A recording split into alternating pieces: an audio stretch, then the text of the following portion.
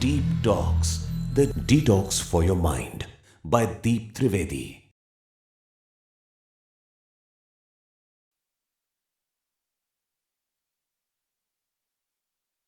Ladies and gentlemen, welcome back. We request you to please maintain silence and be seated while Deep Talks is going on. Please put your phones on the silent mode. And now to take the discussion further, may we please again invite on stage our speaker, Mr. Deep Trivedi. Can we please have a big round of applause for him?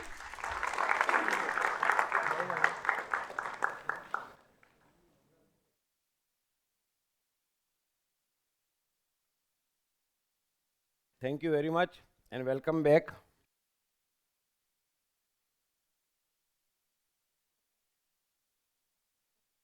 हमने break पे जाने से पहले राजा जनक का किस्सा समझा था और पूरी गीता में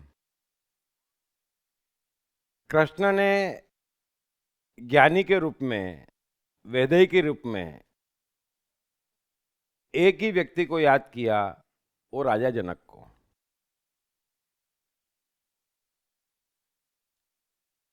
राजा जनक के जीवन पे से उससे प्रेरणा लेके एक पिक्चर भी बनी थी, चित्रलेखा। अशोक कुमार, मीना कुमारी थे उसमें। उसमें एक गाना था और वो गाना लता जी ने गाया था। मैं आप लोगों के साथ उस गाने के वर्डिंग शेयर करना चाहता हूं।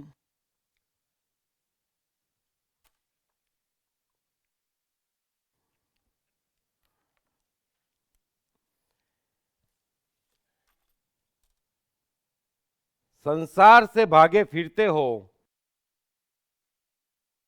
संसार से भागे फिरते हो, भगवान को तुम क्या पाओगे। इस लोक को भी अपना ना सके, उस लोक में भी पछताओगे। ये पाप है क्या, ये पुण्य है क्या, रीतों पर धर्मों की मोहरें हैं। ये पाप है क्या, ये पुण्य है क्या, रीतों पर धर्मों की मोहरें हैं। हर युग में बदलते धर्मों को कैसे आदर्श बनाओगे। हर युग में बदलते धर्मों को कैसे आदर्श बनाओगे। अरे धर्म तो सनातन है, करोड़ों वर्षों से ये का यही है कि अगर आप प्रेम से अटैच होते तो मस्ती, आनंद, शांति, सुकून इन्वॉल्व होते तो दुख, चिंता, टेंशन, फ्रस्ट्रेशन, ये सनातन है। बाकी जो सुनते आ रहे, जो करते आ रहे, जो मानते आ रहे, ये तो हर युग में बदलते धर्म हैं। ये हर युग में बदलते धर्मों को कैसे आदर्श बनाओगे। ये पाप है क्या, ये पुण्य है क्या, रीतों पर धर्म की मोहरें हैं। ये भोग भी एक तपस्या है, तुम त्याग के मारे क्या जानो। अपमान रचयिता का होगा, रचना को अगर ठुकराओगे। ये भोग भी एक तपस्या है, तुम त्याग के मारे क्या जानो। अपमान रचयिता का होगा, रचना को अगर ठुकराओगे। हम कहते हैं ये जग अपना है, तुम कहते हो ये झूठा सपना है। हम जन्म बिता कर जाएंगे, तुम जन्म गंवा कर जाओगे। संसार से भागे फिरते हो, तुम भगवान को क्या पाओगे। मनुष्य जीवन में भागना संभव ही नहीं है। ये भागने से तो मुसीबत खड़ी हो रही है। या तो आप किसी चीज की तरफ भाग रहे हैं या आप किसी चीज से भाग रहे हैं, लेकिन आप अपनी वास्तविक स्थिति में नहीं ठहर रहे। आपकी वास्तविक स्थिति सेंट्रल में है, वो प्रेम की है। सिर्फ आप भाग रहे, कुछ अच्छा मान रहे, कुछ बुरा मान रहे, लेकिन भाग रहे, और ये भागने में ही दुख है।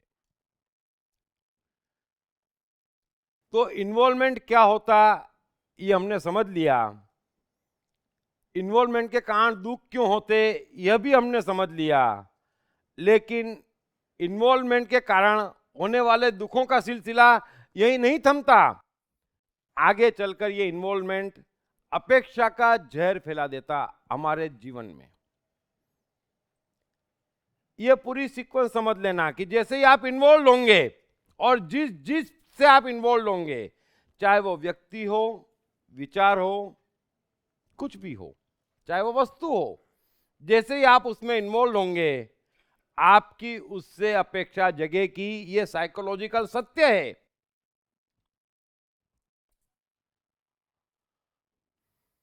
और अपेक्षाओं का तो आप जानते हैं, मनुष्य वैसे ही स्वतंत्र है, ऊपर से विचित्र भी है।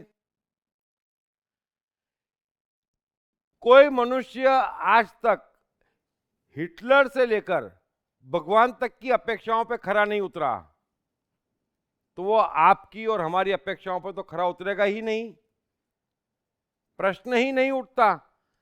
तो फिर होगा क्या?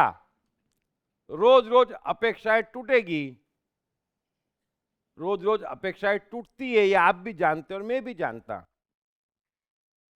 हम भी देखते चारों ओर, हर आदमी रोता, और रोना उसका एक ही है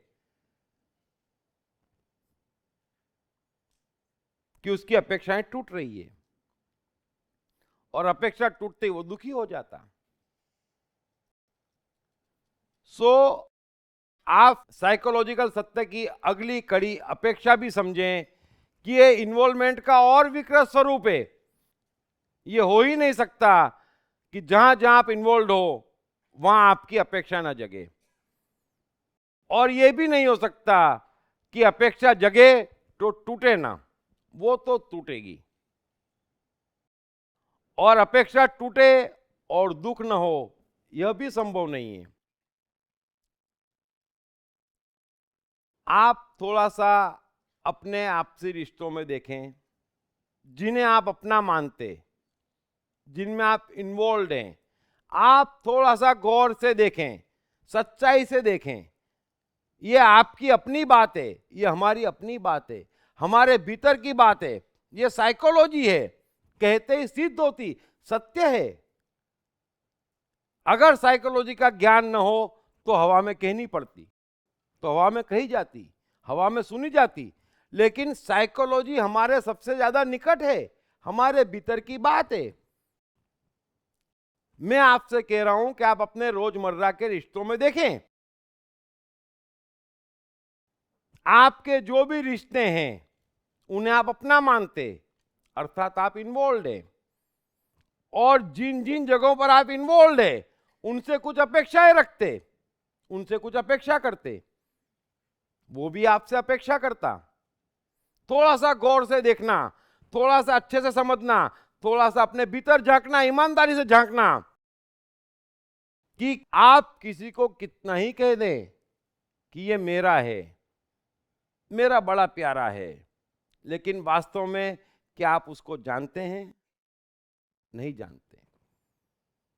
आप उसको पहचानते हैं? आप नहीं पहचानते। आप उसको अपनी अपेक्षाओं के सर्टिफिकेटों पे तोलते हैं। आप उसको अपनी अपेक्षाओं के दायरे में जानते हैं। आप किसी भी दूसरे व्यक्ति को, जिसको इन्वॉल्वमेंट के कारण आप अपनी दुनिया में लाए हैं, उसको जानते नहीं, उसको पहचानते नहीं। प्रेम का दावा तो बहुत करते हैं आप, लेकिन अल्टीमेटली वो व्यक्ति आपके लिए आपकी अपेक्षाओं का ढेर है। खरा उतरता तो अच्छा लगता, नहीं उतरता तो काटने को दौड़ता। बस इतना ही आप उसको जानते हैं। कोई माँ बाप कितना ही कह दे मैं बच्चों को जानता, इसको मैंने पाला है, मुश्किल है। क्योंकि हमारी शिक्षा ऐसी है कि हम किसी को भी जानते, अपनी अपेक्षाओं के तराजू में तोलते और उसी हिसाब से जानते, उसी हिसाब से सर्टिफिकेट देते कि ये बुरा है। अब उसमें बुराई क्या है? आपकी अपेक्षाएं रोज रोज तोड़ रहा है, और कोई बुराई नहीं है। ये अच्छा है तो अच्छे का सर्टिफिकेट क्या है? कि ये आपकी अपेक्षाओं पे खरा उतर रहा है। अब क्योंकि सारे आपसी रिश्ते अपेक्षाओं पे खड़े हैं और अपेक्षाओं पे कोई इंसान कभी खरा नहीं उतर सकता, तो थोड़ा सा आपसी रिश्ते देखें। बड़ी कड़वाहट हो गई है उनमें। सारे के सारे रिश्ते अपेक्षाओं के कारण बोझ हो गए हैं और बगैर अपेक्षा के रिश्ते बनाते हमको आते नहीं। प्रेम हम खो चुके, प्रेम कोई सिखाता नहीं, प्रेम हम समझते नहीं, क्योंकि प्रेम एक ऊंची साइकोलॉजी है। इन्वॉल्वमेंट समझना समझाना आसान है, लेकिन उसके कारण कितने परेशान हैं ये कोई कहता नहीं, ये कोई समझता नहीं। बच्चा जब छोटा होता और जैसे जैसे स्कूल जाना शुरू करता, धीरे धीरे बड़ा होता और बड़े होने के साथ वो अपने माता पिता से बड़ी बड़ी अपेक्षाएं करना शुरू कर देता। आप गौर से देखना, उसके बाद में एक समय ऐसा आता कि बच्चा जवान हो जाता, माँ बाप बूढ़े हो जाते, तो माँ बाप बच्चे से अपेक्षाएं शुरू कर देते। लेकिन बिना अपेक्षा के रिश्ते बहुत कम होते। आपस के रिश्तों में जो इतनी कड़वाहट है, इसका मतलब ये नहीं कि मनुष्य बुरा है या कोई बिगड़ गया है। कोई बिगड़ नहीं गया है, लेकिन अपेक्षाओं पे कोई खरा नहीं उतर रहा है, कोई उतर सकता भी नहीं है। कायदे से तो दूसरे से अपेक्षा करनी नहीं चाहिए। कहते हैं, सुनते हैं, सदियों से सुनते हैं, सब सिखाते हैं अपेक्षाएं छोड़ो। कैसे छोड़ेंगे आप? अगर आप इन्वॉल्व है तो अपेक्षा जगेगी। एक कदम पीछे जाओ, इन्वॉल्व मत हो, अपेक्षा नहीं जगेगी। तो इन्वॉल्वमेंट तो सिखाते और बोलते अपेक्षा छोड़ो, ये संभव ही नहीं है। जो चीज साइकोलॉजिकली संभव नहीं है वो चीज सिखाई जाती, फिर उसके इलाज बताए जाते, फिर उसके इलाज करे जाते, हाथ में कुछ नहीं आता। मनुष्य जीवन में इतना दुख इसलिए है कि साइकोलॉजी का अज्ञान है। जीवन एक अवसर है, आनंद में, शांति में, सुकून में, मस्ती में रहने का एक अवसर है, लेकिन हम साइकोलॉजिकल अज्ञान के कारण उसे गंवा देते। दो मनुष्य का मिलन या अनेक मनुष्यों का मिलन धड़कनों का मिलन है, और जब धड़कनें मिले, जो इस प्रकृति की सबसे ऊंची शक्ति है, जो इस प्रकृति की सबसे अद्भुत रचना है, अगर ये धड़कनें आपस में मिलती तो आनंद और मस्ती का रास होना चाहिए, सुख और शांति के झरने बहना चाहिए, नृत्य और संगीत के फव्वारे फूटना चाहिए। लेकिन ऐसा हो नहीं रहा। जब भी ये धड़कनें मिल रही है, एक दूसरे की धड़कनें ऊपर नीचे कर रही है। गड़बड़ कहां है? जरा गौर करना। अरे हाइड्रोजन और ऑक्सीजन मिल जाता तो पानी नामक अमृत बना लेता। उनका मिलन ऐसा चमत्कार करता। इन धड़कनों के मिलन को तो क्या करना चाहिए? क्या कुछ नहीं कर बताना चाहिए, लेकिन ऐसा हो नहीं रहा। क्यों? यह बात समझाने हेतु एक बार फिर मैं भगवत गीता का एक श्लोक कोट करूंगा कि गड़बड़ कहां हो रही है। कृष्ण गीता में अर्जुन से कहते हैं कि प्रजापति ब्रह्मा ने कल्प के आदि में यज्ञ सहित प्रजाओं को रचकर उनसे कहा कि तुम लोग यज्ञ के द्वारा वृद्धि को प्राप्त हो, और यह यज्ञ तुम लोगों को इच्छित भोग प्रदान करने वाला हो। तुम लोग इस यज्ञ द्वारा देवताओं को उन्नत करो और वे देवता तुम लोगों को उन्नत करेंगे। इस प्रकार निस्वार्थ भाव से एक दूसरे को उन्नत करते हुए, निस्वार्थ भाव से एक दूसरे को उन्नत करते हुए तुम लोग परम कल्याण को प्राप्त हो जाओगे। बड़ा ही अद्भुत श्लोक है। सच तो यह कि कृष्ण की चेतना का कोई मुकाबला ही नहीं है। बड़े से बड़े रहस्य इतनी आसानी से कहे जाते, लेकिन उससे भी ज्यादा दादे काबिल ये मनुष्य है जो हर चीज का अपना अर्थ निकाल लेता और इन्वॉल्वमेंट ढूंढता और भटकाव ढूंढता। कृष्ण जगह तो नहीं देते, लेकिन फिर भी जगह मिल ही जाती, क्योंकि इस श्लोक के बाद के आगे के श्लोकों में कृष्ण ने तुरंत कहा कि हे अर्जुन, बाकी तमाम यज्ञों को तू इंद्रियों और शरीर से उत्पन्न जान। कृष्ण कह रहे हैं कि ये एक ही यज्ञ है जो सृष्टि के प्रारंभ में मनुष्य के पैदा होते वक्त सृष्टि की तरफ से कहा गया कि ये मनुष्य रचा तो जा रहा है, लेकिन ये अंतिम क्रिएटिविटी है। मैं तुम्हें भेज तो रही हूं, लेकिन मिलजुल के रहना।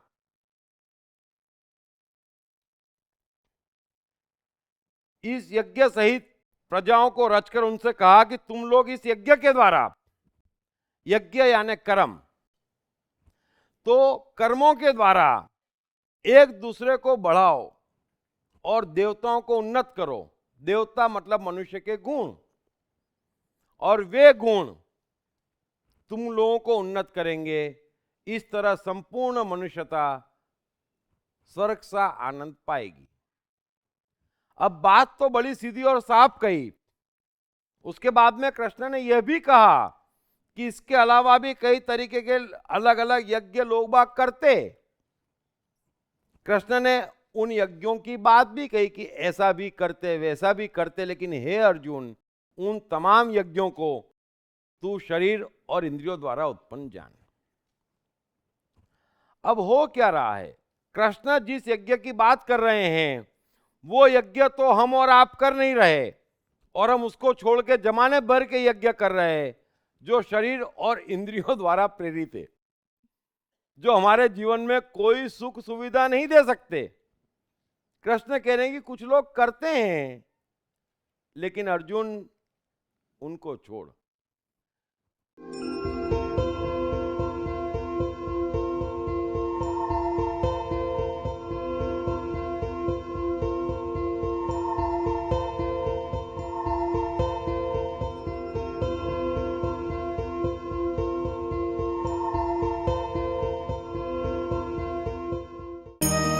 कृष्ण मन और जीवन के मास्टर।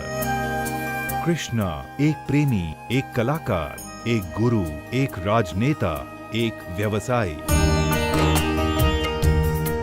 कृष्ण शून्य से सृजन करने का एक श्रेष्ठ उदाहरण। कृष्ण जो कठिनतम परिस्थितियों में भी हंसते हुए जीने की कला सिखाते हैं। कृष्ण जिन्होंने जीवन का हर युद्ध जीता।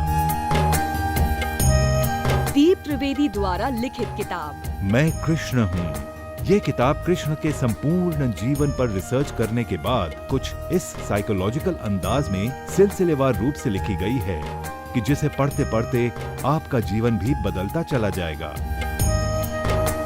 मैं कृष्ण हूँ। ये किताब अंग्रेजी, हिंदी, मराठी तथा गुजराती में एक साथ atmanestore.com साथ ही सभी प्रमुख ई-कॉमर्स साइट्स पर भी उपलब्ध है। तो सीधा सीधा समझे कि जीवन है तो कर्म है, जीवन है तो यज्ञ है, लेकिन यज्ञ एक ही तरीके से संभव है। जीवन है तो कर्म है, जीवन है तो यज्ञ है, कर्म है तो लोगों से जुड़ना है, जुड़ने में क्या बुराई है, लेकिन जुड़ो पक्षपात रहित, जुड़ो मनुष्य के अदृश्य से। आप दृश्य नहीं हैं, आप सोचते हैं कि ये मेरा शरीर है, आप सोच रहे हैं, आप इन्वॉल्व हैं शरीर में, इसलिए शरीर आपको तकलीफ दे रहा है। आप सोच रहे हैं कि ये मेरा नाम है, आप इन्वॉल्व हो रहे हैं, इसलिए आपका नाम बिगड़ता तो आपको तकलीफ हो रही है। आप है नहीं, आप एक अदृश्य हैं और आप अदृश्य ही हैं।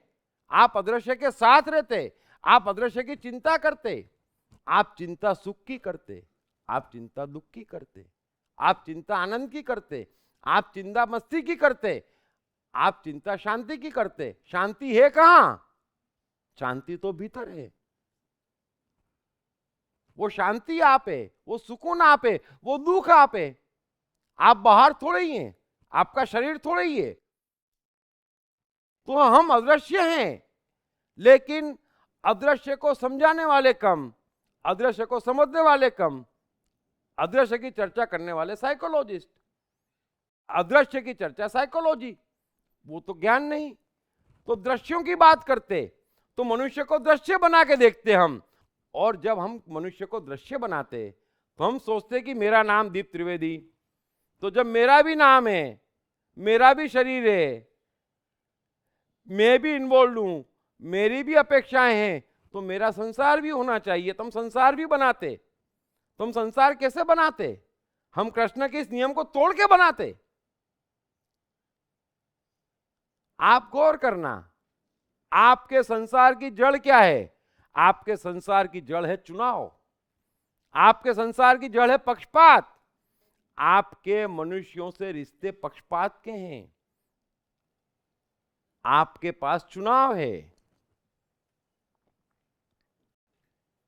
आपके उसके गुणों से रिश्ते नहीं है। आपका किसी मनुष्य से ऐसा रिश्ता नहीं है कि ये कौन है वो नहीं मालूम, ये खाने का शौकीन है, बड़ा मजा आता है इसके साथ, ये उसमें गुण है। आप भी खाने के शौकीन हैं, वो भी खाने का शौकीन है, हो गया ना मिलन। कौन है, क्या रिश्ते हैं, इससे क्या लेना देना आपको? आप भी घूमने के शौकीन है, वो भी घूमने का शौकीन है, और क्या चाहिए? गुण मिलना चाहिए, या गुणों से अट्रैक्ट होना चाहिए कि भोला है, ये सीधा है, ये प्रेमी है। वो हम नहीं देखते। हम देखते क्या है? मेरा बेटा है, जायदाद तो इसी को सौंप के जाना है आपको। बिल गेट्स नहीं जा रहा है, वॉरेन बुफे नहीं जा रहा है, वॉल्ट डिज्नी नहीं गए, ये सन्यासी नहीं है बेचारे। आपको पक्षपात है, आपके पास चुनाव है, आपका दोस्त भी चुनाव है। तो कृष्ण कह रहे हैं कि ये यज्ञ नहीं हुआ, ये दृश्यों से दृश्यों में खेलना हुआ।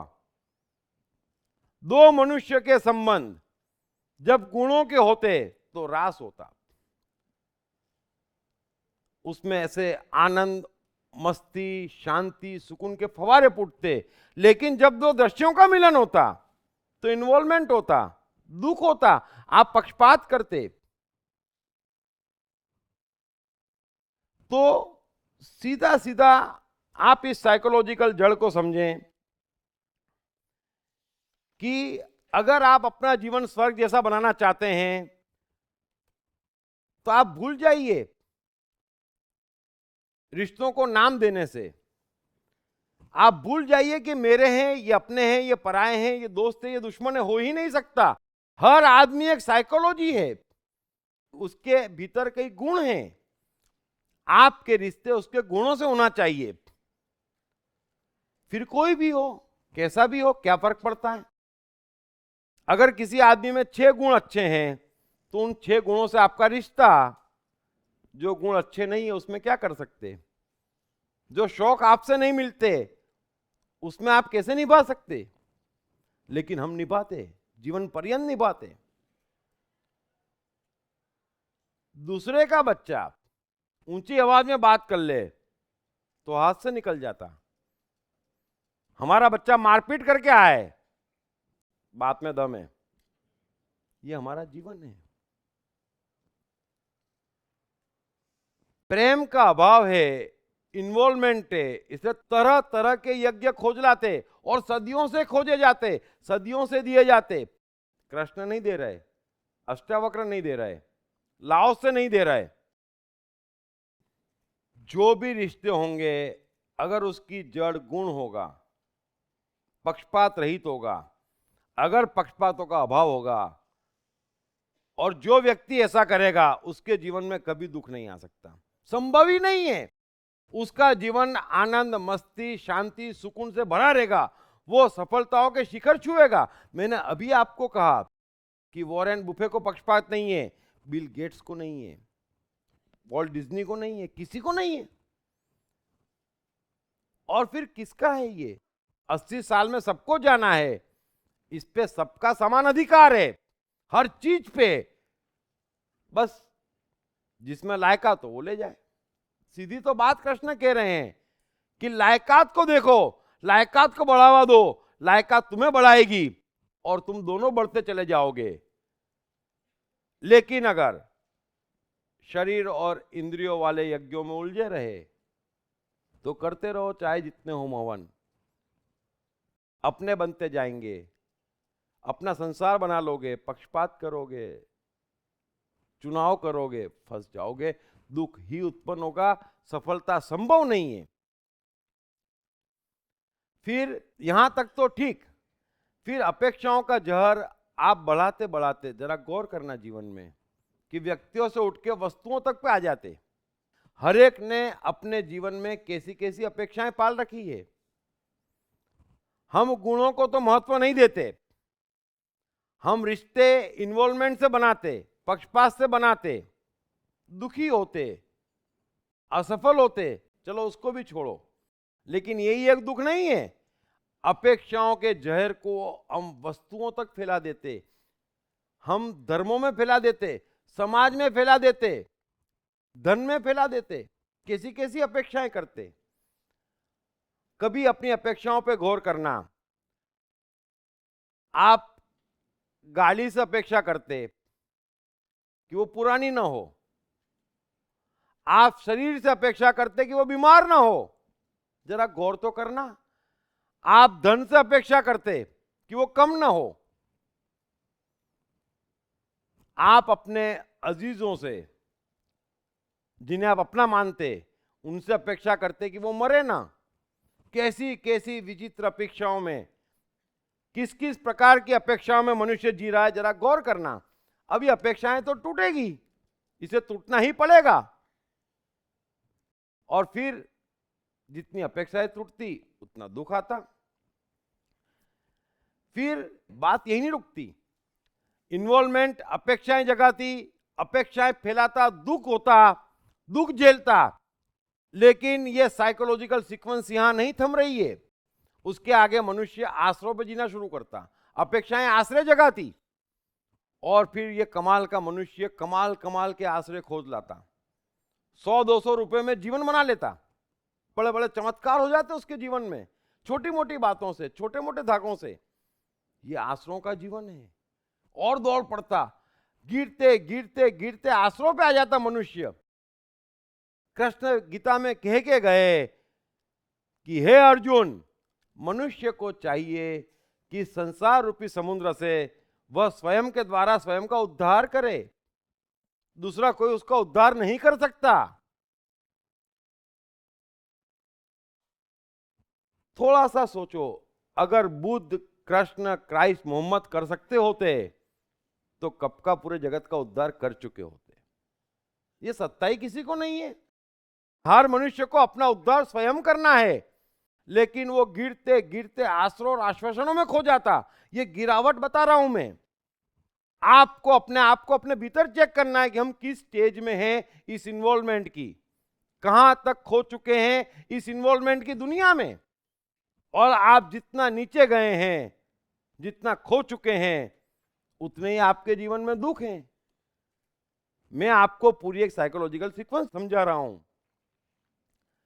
और फिर अपेक्षा बढ़ते बढ़ते हर मनुष्य की आजकल आदत ये हो गई है, वो स्त्रियां होती ना, लड़कियां, सजती भी अगर कपड़े भी पहनती, मेकअप भी करती, तो दूसरों को दिखाने के लिए अपेक्षा करती कि सब जने तारीफ करे। आप गौर करना, आप सज्जन व्यक्ति हैं, किसी की मदद भी कर देते तो गौर करना, उसमें भी अपेक्षा करते कि वो आपकी इज्जत करे। आप तकलीफ में हैं तो फिर आप अपेक्षा करते कि 4 लोग मदद करें, दोस्त यार साथ में खड़े रहें। कैसी कैसी अपेक्षाएं, और क्यों ये अपेक्षाएं? अब तो बगैर अपेक्षा के एक कर्म नहीं हो रहा, बगैर अपेक्षा के एक विचार नहीं आ रहा, और अपेक्षाएं तो टूटेगी। अपेक्षा की साइकोलॉजी टूटना है, क्योंकि वो आपकी अपनी सपनों की दुनिया है, वो आपकी दुनिया में खरी नहीं उतरेगी, वो आपकी सोच के हिसाब से नहीं चलेगी। विकृतियां हैं, और ये विकृतियां हम ओढ़े चले जा रहे हैं, ओढ़े चले जा रहे हैं, और आगे बढ़े चले जा रहे हैं।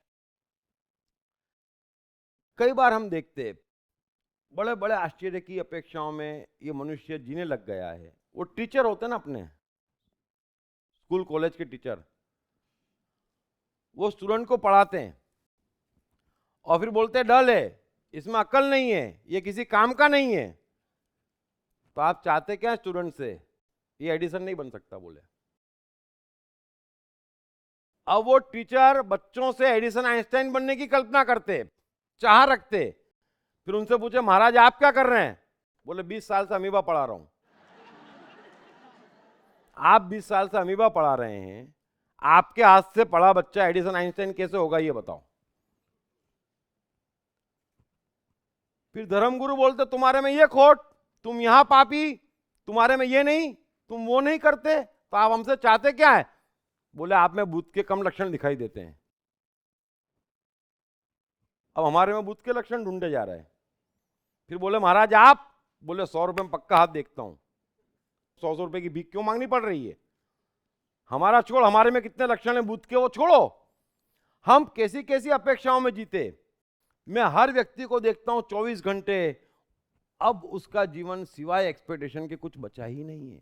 सांस भी लेता तो एक्सपेक्टेशन में, हर चीज एक्सपेक्टेशन में। मैं बचपन का किस्सा सुनाता हूं। हमारे कजिन थे प्रकाश भाई, मेरे से बड़े थे, तो उनकी एक लॉज थी, लॉज का नाम था शांति निकेतन लॉज। अब अक्सर ऐसा होता था कि अब लॉज थी 30-40 कमरों की, तो अक्सर हम कजिन्स या यार दोस्त सब जने वहां पहुंच जाते थे सुबह सुबह 9-10 बजे, और नाश्ता करने की आदत थी सबको। तब उनकी लॉज में क्या थे, 12-15 बांसवाड़िये नौकरी करते थे।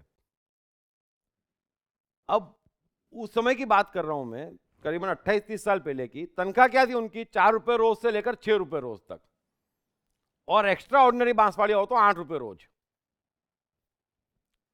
अब हम लोग क्या करते, उनको बोलते कि भाई 3 कचौड़ी ला, 2 समोसे ला, 4 पोहे ला, 4 चाय, 3 कॉफी ला।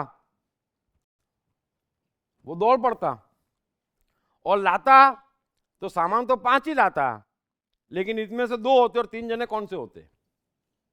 अब रोज का ये झगड़ा, रोज का झंझट, और रोज झगड़ा। फिर रोज प्रकाश भाई इसको चिल्लाए कि देखो इसको। एक दिन मैंने बोला, प्रकाश भाई गलती आपकी है, उसकी कोई गलती नहीं है। अगर आप ऐसा चाहते हो कि मैं जो मंगाऊं वो आ जाए, तो ये 400 रुपए वाले नहीं चलेंगे, है ना। 30-40 रुपए वाले पर डे के लाओ, तो जो मंगाओगे वो आ जाएगा। आप एक्सपेक्टेशन गलत कर रहे हो। ऑफिस में क्या होता, हर एक दूसरे से, बॉस कैसी कैसी एक्सपेक्टेशन रखते, एम्प्लॉय कैसी कैसी एक्सपेक्टेशन रखते। हर आदमी एक दूसरे से कभी ना पूरी होने वाली अपेक्षाओं के दायरे में जी रहा है, और जो अपेक्षा में जी रहा वो आश्रय तक कूद रहा, और जो दूसरों के आश्रय जिएगा, जो अपेक्षाओं में जिएगा, एक चीज तय है कि उसके पास इतना वक्त ही नहीं बचेगा कि वो अपने लिए कुछ कर सके। आप गौर करना, हर एक का जीवन कहां उलझा है। कृष्ण कह रहे हैं कि मनुष्य को अपना उद्धार स्वयं करना पड़ता है।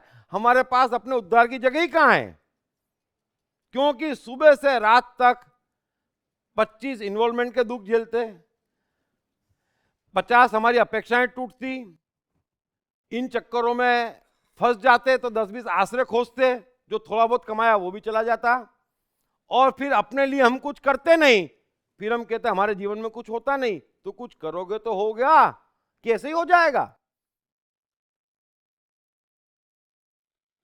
और अब इसकी एक और सीक्वेंस समझें कि ये जो एक्सपेक्टेशंस हैं ये इतनी कूद कूद के आती कहां से है?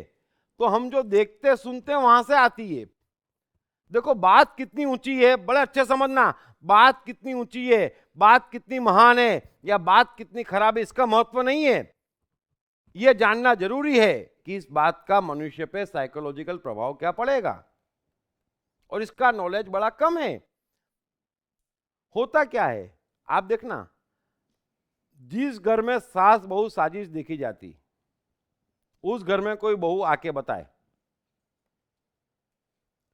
उसमें 50 खराबी मिल ही जाएगी। अभी राम और श्रवण की कहानियां जोर जोर से सुनते और सुनाई जाती।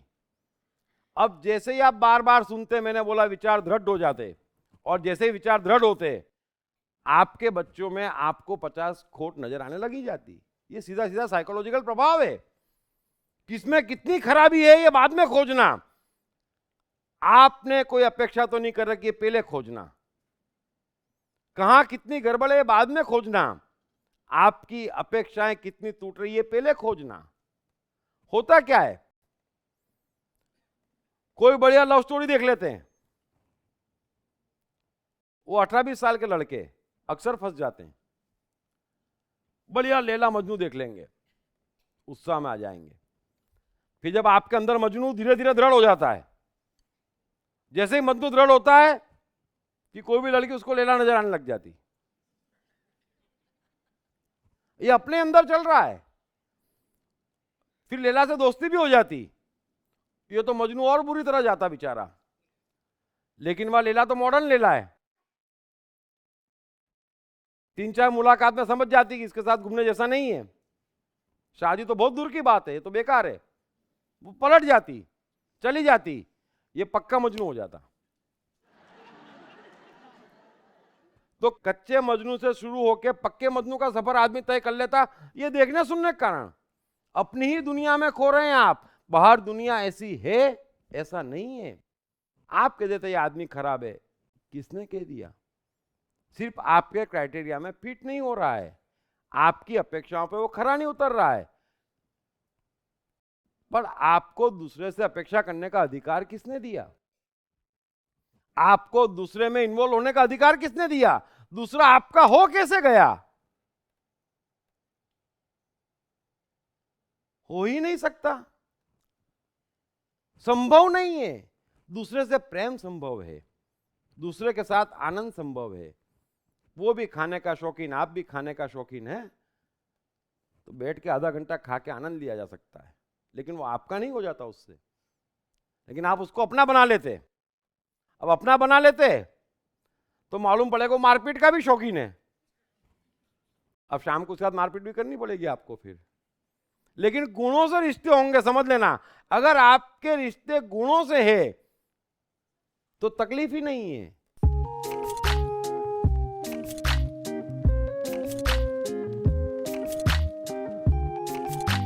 हाय, मेरा नाम शील कुमार अवस्थी है और मैं बैंक में काम करता हूँ as a senior manager. My name is Omkar Kulkarni and I'm a engineering student. मेरा नाम जयराम प्रसाद है, मैं सेल्फ एम्प्लॉयड हूँ। मैंने इनकी बुक पढ़ी I am the mind. Sir ने I am the mind book में बहुत क्लियरली मेंशन किया है कि माइंड किस तरीके से वर्क करता है, कैसे प्रॉब्लम्स को क्रिएट करता है और इसका सोल्यूशन क्या है लाइफ में। It's a really great book that I've come across in so many years. I've read many books but this one stands apart. इस पुस्तक की सरल भाषा, साधारण ढंग से मन का क्लासिफिकेशन ने मुझे बहुत प्रभावित किया है। I have read the book. It clearly identifies, explains the difference between your brain and the mind. All the 7 states of the mind are clearly defined in that book and that's the best thing about the book. So it's a very nice book written in a very clear language. मेरा तो मानना है, मैं मन हूँ पुस्तक, हर व्यक्ति को पढ़ना चाहिए। ये जिंदगी को आसान बनाने का सरलतम तरीका है। अगर ये आई एम द माइंड एक बार समझ में आ गई, it is going to make the magic in the life.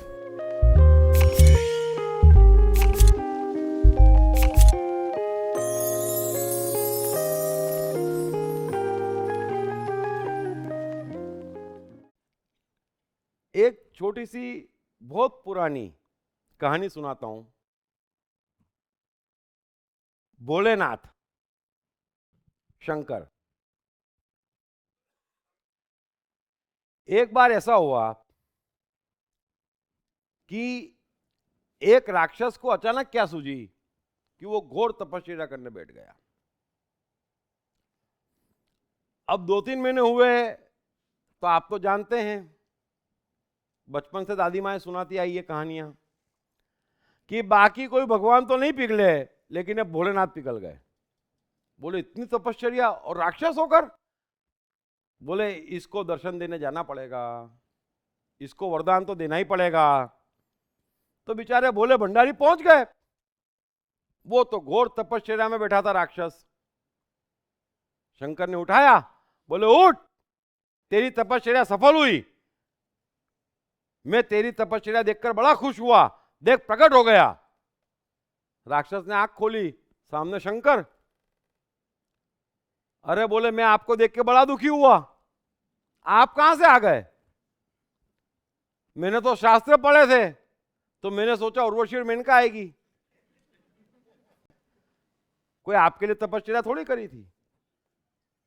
ये तो अच्छा है कि शंकर अपेक्षाओं से नहीं जाते, वरना अपेक्षाएं तो किसी की भी कहीं भी टूट जाए। लेकिन शंकर को करुणा जागी। बोले यार ये एक बार तपस्या करी है तो आदमी तो अच्छा, इसको सही राह पे लाया जाए। तो शंकर बोले महाराज ऐसा करो, तुम जो ये उर्वशी और मेनका के सपने देख रहे हो ना, ये तो माया जगत की बात है। मैं जब साक्षात तुमसे खुश हूं, प्रसन्न हूं और तुम्हारे सामने उपस्थित हूं, तो वत्स तुम अपना जीवन बढ़ाने वाला कुछ मांग क्यों नहीं लेते मेरे से? तो राक्षस ने सोचा कि अब घाटा तो हो ही गया है? उर्वशी मेनका तो आई नहीं, अब जो पधारे उनसे कुछ फायदा उठा लो। तो उसने सोचा क्या मांगू क्या मांगू। तो राक्षस ने बोला एक काम करो, मुझे कड़ा दे दो, वो जिसके सर पे रखो वो भस्म हो जाए। शंकर ने बोला अच्छा ठीक है, लो, उसको कड़ा दे दिया। अब राक्षस ने कड़ा तो लिया, फिर शंकर से पूछा, बोले पक्के में भस्म तो होगा ना आदमी? अरे बोले क्या बात करते हो, मैं भगवान हूं, मैंने कह दिया बात फाइनल। तो राक्षस बोले विश्वास नहीं होता, किसी पे ट्राई तो करना पड़ेगा। अब जंगल में कौन दिखे? तो बोले महाराज रुको, मैं आप पे ट्राई करता हूं। अरे शंकर तो भगे, बोले ये कहां मुसीबत में फंस गया है? तो इंसान जब भगवान की अपेक्षा पे खरा नहीं उतरता, तो आप उसके साथ प्रयोग करने कहां पहुंच जाते हैं? सो मेहरबानी कर आप समझें कि अपेक्षा आपके सारे दुखों का मूल है। अपेक्षा के पहले इन्वॉल्वमेंट आपके सारे दुखों का मूल है। ये दोनों जहर है, और ऐसे जहर है जिसने तमाम मनुष्यों को सदियों से परेशान कर रखा है। अगर मनुष्य हंसना भूल गया है, अगर मनुष्य सफलता भूल गया है, अगर मनुष्य नाचना भूल गया है, तो उसमें प्रमुख रूप से ये दो गड़बड़ जवाबदार है। और फिर अपेक्षा का जहर बहुत लंबा है। अपेक्षा घर करते करते ध्यान रखना कि बदलाहट की चाह उत्पन्न होती। बड़ा गौर से देखना, यह आपके भीतर की साइकोलॉजिकल सीक्वेंस है। जैसे ही मनुष्य की अपेक्षा गहरी होती और जिसकी अपेक्षा गहरी होती वो बदलने पे आ जाता, वो हर चीज बदलना चाहता। ठीक है, माँ बाप बदल नहीं सकता, वरना बदल देता। आप गौर करना, पत्नी तो ठीक है, कॉमन है, मान लेता हूं, लेकिन वो हर चीज बदलना चाहता। घर बोले बदलो, गाड़ी बोले बदलो, ये दौड़ क्या है? ये अपेक्षा के पीछे का एक और अवगुण है कि जो चीजें आपको दुख देती, इसको बदलो, इसको बदलो।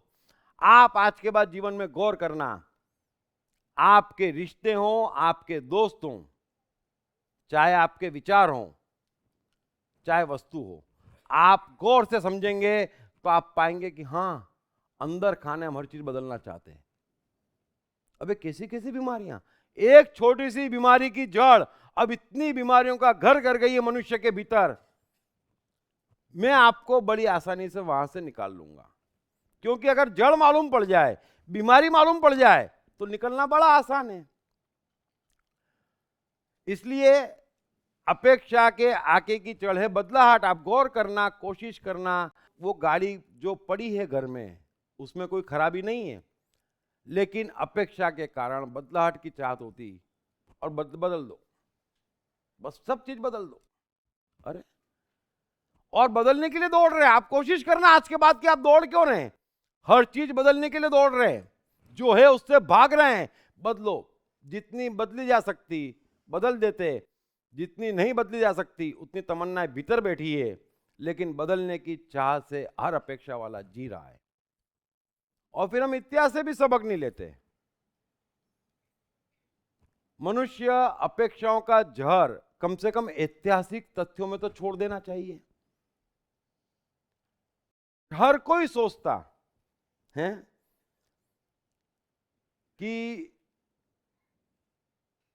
पत्नी से सुख मिलेगा, पत्नी सोचती पति से सुख मिलेगा। हर कोई सोचता शादी के बाद सब सेट हो जाएगा। वाकई सेट हो जाता है, हर एक का अनुभव भी है, क्योंकि उसके बाद में उसको और कुछ सेट करने जैसा लगता ही नहीं, इतना सेट हो जाता बेचारा। हम इतिहास से सबक नहीं लेते कि बुद्ध और महावीर जैसे घर छोड़ के चले गए, हम सबक नहीं लेते। जब नरसिंह मेहता भागे अपनी पत्नी को छोड़ के, तो उनके पास खबर आई, अरे सुनो सुनो सुनो, तुम्हारी पत्नी मर गई। नरसिंह मेहता बोले, हास, जंजाल छूटी है। तो हम इतिहास से सबक तो लें। एक दिन सोक्रेटिस सुबह सुबह घूमने जा रहे थे, उनका एक मित्र उनके साथ था। अब दोनों में बातचीत तो नहीं हो रही थी, लेकिन मित्र बार बार सोक्रेटिस की तरफ देखे और फिर मुंडी नीचे कर ले, देखे और मुंह नीचे कर ले। सोक्रेटिस को समझ में तो आ गया कि ये कुछ पूछना चाहता है, लेकिन मित्र बोले ना और सोक्रेटिस पूछे ना, पाने तो तकलीफ। लेकिन फिर लौटने का वक्त हो गया, घर पहुंचने आ गए, तो सोक्रेटिस ने सोचा अब तो पूछ ही लूं, अब तक तो ये परेशान था, नहीं पूछूंगा तो मैं परेशान हो जाऊंगा कि पूछना क्या चाहता था। तो सोक्रेटिस तो इंटेलिजेंट आदमी, अपन क्यों परेशान हुए। तो उसने उससे पूछा कि यार मुझे कब से ऐसा लग रहा है कि तुम कुछ पूछना चाह रहे हो लेकिन पूछ नहीं पा रहे हो। तो उसने बोला कि बात तो सही है मित्र, मैं पूछना तो चाहता हूं लेकिन सोचता हूं पूछूं ना पूछूं। सोक्रेटिस ने मन में सोचा, घर आ गया, पूछ ले भाई, पूछ ले। तो मित्र ने बोला, मैं शादी करूं या ना करूं, मेरे पास एक शादी का प्रस्ताव आया है। तो सोक्रेटिस बोले, बस इतनी सी बात। बोले नहीं, वो तुम्हारा हाल देख के क्योंकि सोक्रेटिस की पत्नी बड़ा परेशान करती थी सोक्रेटिस को। तो सोक्रेटिस ने बोला, तू पागल है, मैं बहुत मजे में हूं, एक चीज समझ, शादी तुरंत कर और लड़की कैसी भी वहां कह दे एक बार, देख अगर गलती से लड़की अच्छी निकली तो तेरा जीवन बन जाएगा, और खराब निकली तो सोक्रेटिस हो जाएगा, फिलोसोफर हो जाएगा। आप देखें इतिहास। और मुझे आश्चर्य होता है, ये जो संसार से भागते हैं और कहते हमको सन्यास चाहिए, तो भाग क्यों रहे हो, शादी कर लो। बड़े बड़ों को सन्यास दिलवा दिया इन पत्नियों ने, तुम किस खेत की मूली हो, हैं? सन्यास का सबसे आसान रास्ता मनुष्य को ऑटोमेटिक उपलब्ध है। आप गौर करना, अगर किसी की पत्नी रोज रोज परेशान करती, कटर पटर करती, तो 5-7 साल की बात है, फिर वो सोचने लगता क्या रखा है दुनिया में। गौर करना, क्या लेके आए थे, हैं? क्या लेके जाना है, किसने क्या पा लिया, तो कितना बड़ा सन्यास घट जाता ऑटोमेटिक। और पक्का घटता, नकली नहीं, पाखंड नहीं, पवित्रता की लालच में नहीं, स्वर्ग के लिए नहीं, पक्का कट जाता। इतना आसान रास्ता छोड़ के ये लोग भागते, डबल नुकसान। संसार में तो फायदा है कि संसार का भी सुख मिलता, और इसी संसार में आंख खुली हो तो सन्यास का ज्ञान भी हो जाता। उस संसार से भागने वाले को सन्यास कभी उपलब्ध नहीं हो सकता।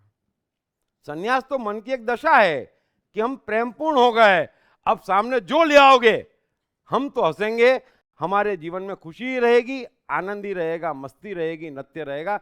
इसका नाम सन्यास है। सन्यास भागना थोड़ी ही है कि यहां से भगूंगा क्योंकि ये दुख है। जिसको दुख होता है वो सन्यास का ही का। कृष्ण के सामने कुछ भी ले आओ, रत्ती भर कृष्ण को एक क्षण के लिए दुखी करके दिखाओ, सामने कुछ भी आ जाए, आ जाने दो।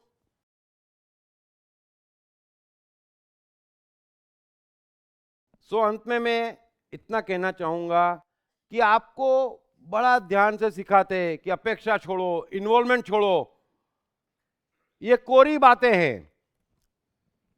अपेक्षा छोड़ो ये कहने से, इन्वॉल्वमेंट छोड़ो ये कहने से इन्वॉल्वमेंट कम होने वाला नहीं है।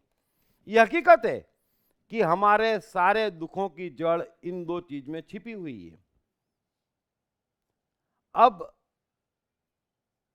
सदियों से ये कहा जा रहा है कि अपेक्षाएं और इन्वॉल्वमेंट मनुष्य के दुखों की जड़ है। छोड़ो, इससे आगे कुछ नहीं कहते। छोड़ो कैसे, जरा सोचो। इसलिए संसार में कोई किसी का इन्वॉल्वमेंट नहीं छुड़वा पाया आसानी से। गीता हो, अष्टावक्र गीता हो, लाओस से हो, कबीर हो, बात नहीं कर रहा, गुरुजीएफ हो, सोक्रेटिस हो, इट्स ओके। काफी लोगों ने कहा, काफी कोशिशें हुई, लेकिन समझ में नहीं आई। एक बहुत पुरानी कहावत है कि जैसा अन्न वैसी डकार। इतनी बढ़िया चीज को भी हम शरीर से जोड़ लेते हैं। फल फ्रूट खाओ, अरे क्या शरीर ने क्या खाया, क्या पिया, क्या कीमत।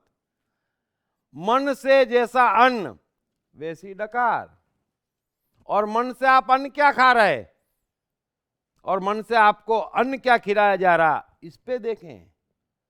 मैंने पहले ही कहा कि अपेक्षा सबसे लास्ट है, वो इन्वॉल्वमेंट के कारण आ रही। और इन्वॉल्वमेंट क्यों आ रहा, पक्षपात और चुनाव की आदत के कारण। और पक्षपात और चुनाव कौन दे रहा, परिवार भी दे रहा, समाज भी दे रहा, धर्म भी दे रहा। कैसे अपेक्षा इन्वॉल्वमेंट दूर होगा, हो ही नहीं सकता। जितना इनके निकट जाते उतना इन्वॉल्वमेंट बढ़ा के आते, जितना इनके निकट जाते उतनी अपेक्षाएं बढ़ा के आते। प्रेम है सबको एक मान के चलना, सबसे एक होना, और तभी सुख आ सकता। और ये तोड़ते जितनी नफरत आपस में इन चक्करों में है, और जितना भेद इस कारण मनुष्य से मनुष्य का हुआ पड़ा है, फिर वो सुखी और सफल हो ही कैसे सकता है।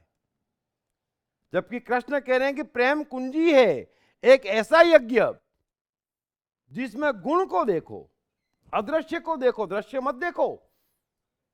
दृश्य में किसी ने पैंट पहना है, कि किसी ने सफेद कपड़े पहने हैं, कि किसी ने केसरी पहना, दृश्य में क्या रखा है, कोई संसार में है या कोई सन्यास में है, क्या रखा है।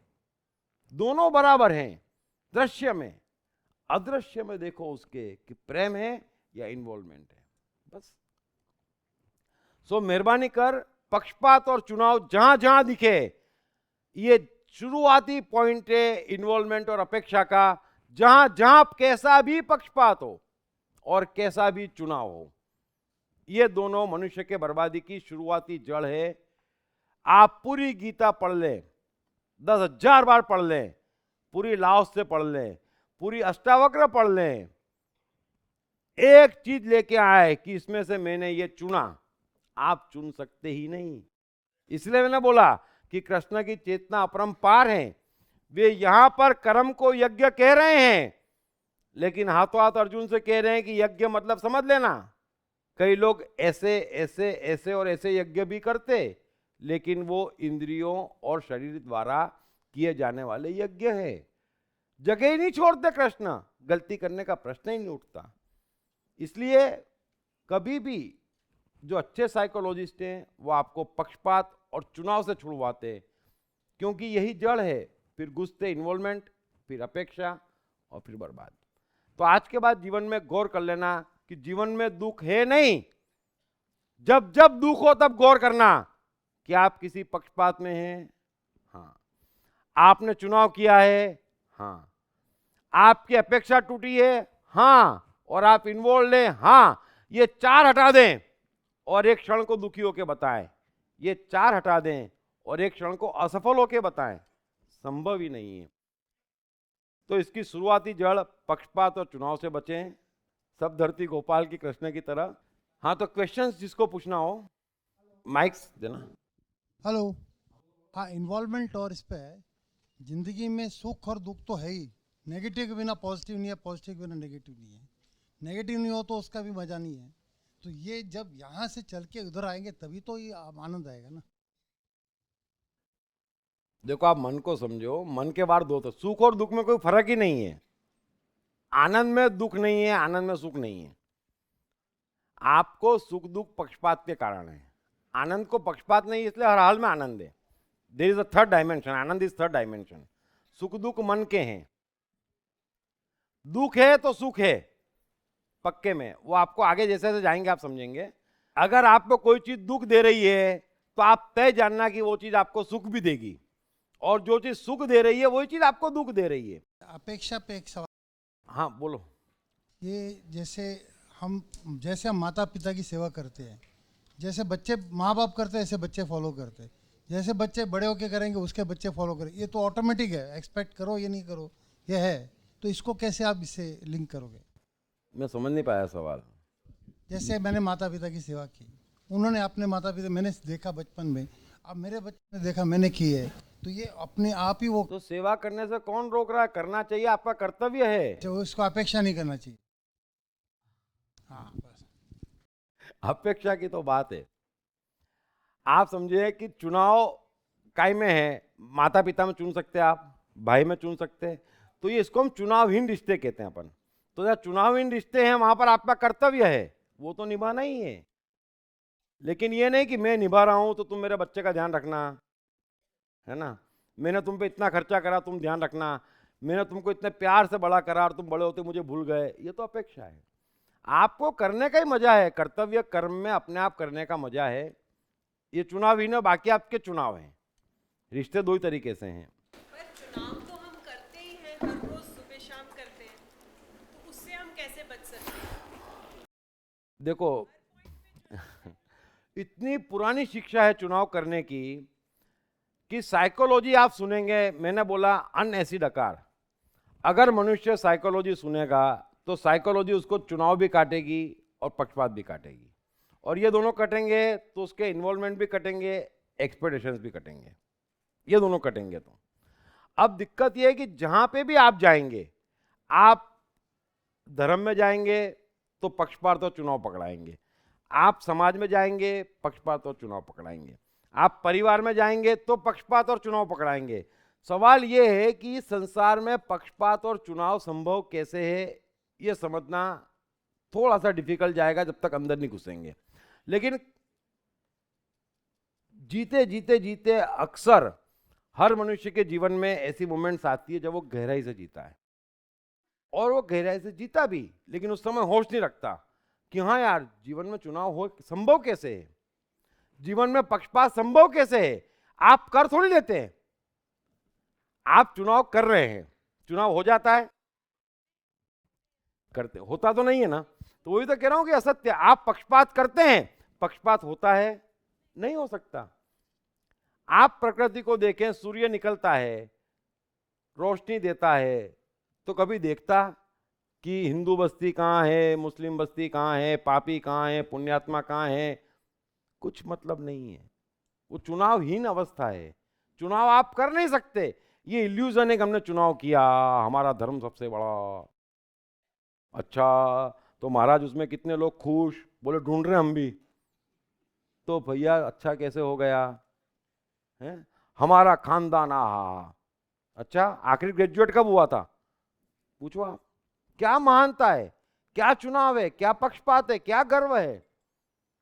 बस 60-80 साल का जीवन है, 20 सोने में गए और बाकी ये सब पकड़ा जाते।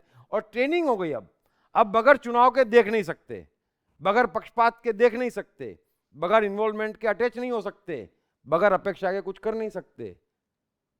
मतलब खून मांस मज्जे में घुसेड़ दिया इन शिक्षाओं ने, जिसको धीरे धीरे साइकोलॉजी पढ़ेंगे आप। कबीर को सुने टूट जाएगी, बुद्ध को सुने टूट जाएगी, क्राइस्ट को डायरेक्ट सुने टूट जाएगी, फिर हम क्राइस्ट को नहीं सुनेंगे, बाइबल पढ़ लेंगे। दिक्कत हमारे साथ 1000 है।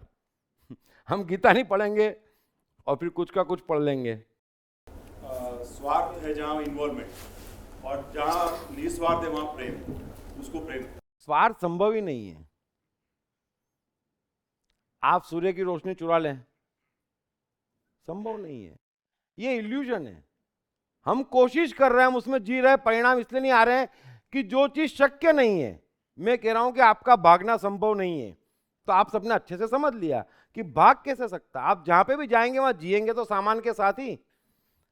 आप बोलेंगे कि पत्नी के साथ नहीं जीना, तो सन्यासी दोस्त के साथ जी ले, जिएगा तो सामान के साथ ही।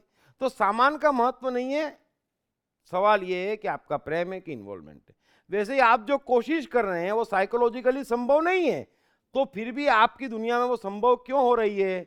क्योंकि हम उसको इल्यूशन में मान रहे हैं कि हाँ ऐसा हो गया, ये मेरा हो गया। कौन हो गया? मेरे सर में दर्द है, लो ये बहुत मेरा अजीज है, 90% मेरा 10% कम हो के इसको ट्रांसफर हो जाएगा। कर दो आप, फिर कहां से वो अपना हो गया? अरे इतना ही अपना है, मेरे पास कोई आता नहीं, मेरे से बहस करता नहीं। नहीं तो मेरे को बोला हाँ मेरा बच्चे, मैं बोलूं ले सरदर्द ले ले। कैसे लेगी तू? ले तो पक्का बच्चा, नहीं तो काहे का। यहां कौन अपना पराया है? अपना बनाते इसलिए हम पराया बना के फंस गए। नफरत आ गई है जहन में। इस्कॉन से बुलावा आया है। नेक्स्ट वीक हम इसकी जड़ में जाके इसका सॉल्यूशन पर डिस्कस करेंगे, तब सारे सवाल ले लूंगा।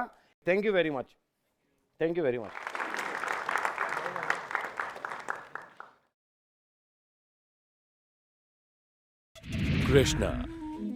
कृष्ण का बचपन कैसा गुजरा?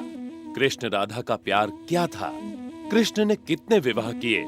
कृष्ण की चाइल्ड साइकोलॉजी क्या थी? कृष्ण ने ग्वाले से द्वारकाधीश तक का सफर कैसे तय किया? ये यादव स्थली क्या है? इन तमाम सवालों के जवाब जानिए। दीप त्रिवेदी द्वारा लिखित किताब मैं कृष्ण हूँ। ये किताब कृष्ण के संपूर्ण जीवन पर रिसर्च करने के बाद दीप त्रिवेदी द्वारा कुछ इस साइकोलॉजिकल अंदाज में सिलसिलेवार रूप से लिखी गई है कि जिसे पढ़ते पढ़ते आपका जीवन भी बदलता चला जाएगा। मैं कृष्ण हूँ। ये किताब अंग्रेजी, हिंदी, मराठी तथा गुजराती में एक साथ atmanestore.com साथ ही सभी प्रमुख ई-कॉमर्स साइट्स पर भी उपलब्ध है। दीप त्रिवेदी की मनुष्य के जीवन और उसकी साइकोलॉजी पर एक गहरी पकड़ है। मनुष्य जीवन के विभिन्न पहलुओं पर सर्वाधिक चर्चा करने का रिकॉर्ड भी उन्हीं के नाम पर है। मनुष्य जीवन का ऐसा कोई पहलू नहीं जिस पर उन्होंने खुलकर चर्चा ना की हो,